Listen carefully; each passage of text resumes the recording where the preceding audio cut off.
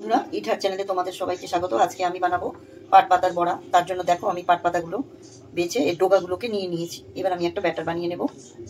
এটার মধ্যে নিয়ে নেব বেসন,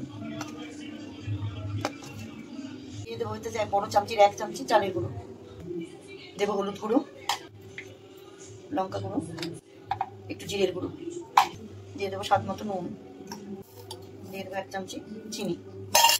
এবার এটার মধ্যে আমি অল্প করে জল দিয়ে একটা ব্যাটার করে নেব। দেখো ব্যাটারটা এরকম হবে।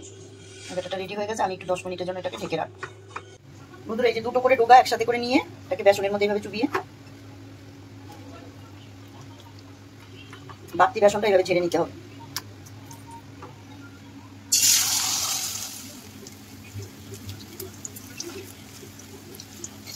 বন্ধুরা দেখো, এই লাল লাল করে আমার বড়াগুলো ভাজা হয়ে গেছে। আমি বড়াগুলো তুলে নেব। বন্ধুরা, আমার এই পাটের ডোগার বড়াগুলো হয়ে গেছে।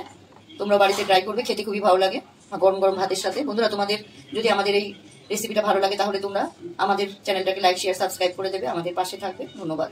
আর যদি তোমরা ফেসবুক থেকে দেখো তাহলে আমাদের পেজটাকে ফলো করে দেবে।